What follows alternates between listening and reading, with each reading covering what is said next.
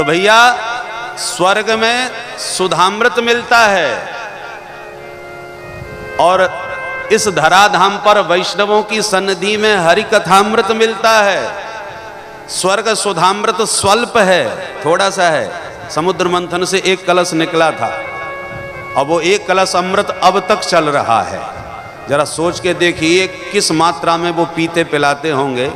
जो सैकड़ों वर्ष पहले निकला स्वर्ग का वो अमृत कलश आज तक चल रहा है। अरे एक एक बूंद भी पिए होते तो क्या अब तक वो कलश समाप्त नहीं हो जाता? परंतु अब तक चल रहा है तो कैसे चला रहे हैं? अरे पीते पिलाते कुछ नहीं है, केवल सूंघ सूंघ करके मन खुश कर लेते हैं, क्योंकि डर है समाप्त हो जाएगा। पर हरि कथामृत में ऐसा कोई संकोच नहीं है। श्रीमदाततम हरि अनंत, हरि कथा अनंता। ये तो अनंत कथामृत है, चकाचक पीते जाओ, जिंदगी भर पीते जाओ। ये समाप्त होने वाला अमृत नहीं है। पर स्वर्ग सुधामृत सीमित है, स्वल्प है, इसलिए कृपणता के साथ उसका उपयोग उपभोग करना पड़ता है, महाकंजूसी के साथ। एक बार 3 कृपण इकट्ठे हो गए, तीनों एक से एक जबरदस्त कंजूस। तीनों ने मिलकर के कहा कि आजकल लोग हमसे कंजूस कंजूस बहुत बोलते हैं, चलो आज कुछ उदारता का परिचय देते हैं, कुछ खर्चा करके दिखाते हैं। क्या खर्च करें? तो बोले, तीनों ने मिलकर कहा कुछ खरीदते हैं। क्या खरीदे? बोले घी खरीदेंगे। घी खरीदेंगे, खाएंगे पिएंगे तो कम से कम शरीर को तो लगेगा।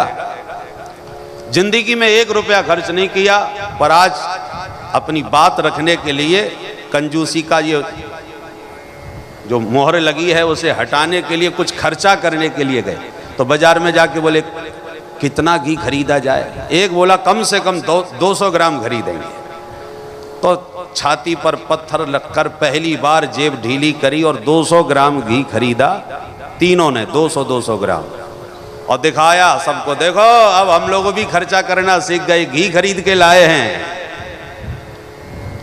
और 1 महीने के बाद फिर तीनों मिले, तो मिलते ही पूछा, कहो साहब घी खा लिया कि चल रहा है?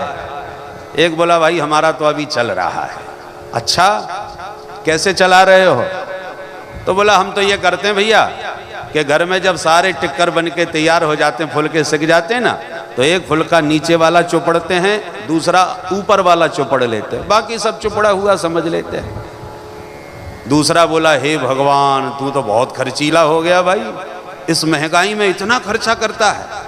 तो उसने कहा फिर तू क्या करता है?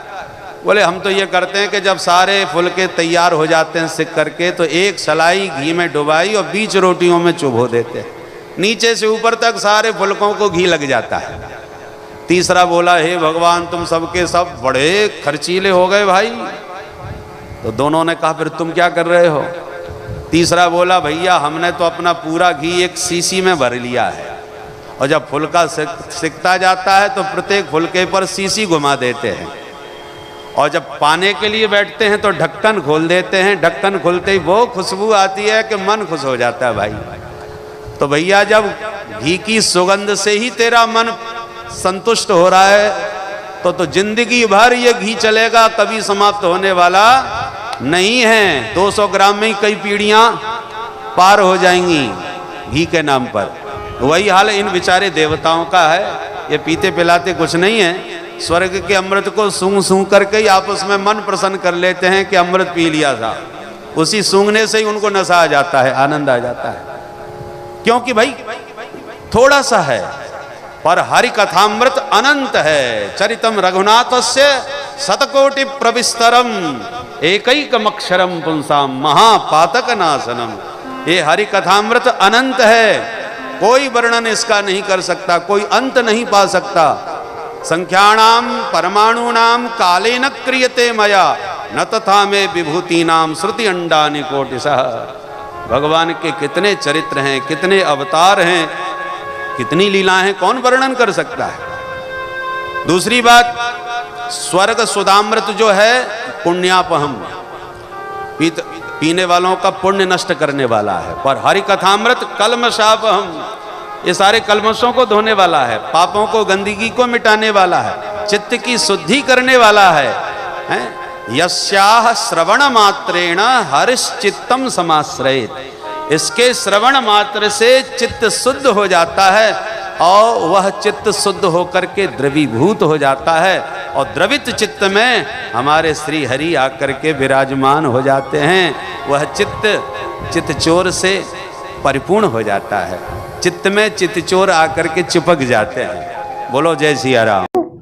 आज महाराज जी ने हम सभी लोगों को बहुत ही उत्तम एवं शिक्षाप्रद कथा सुनाई है।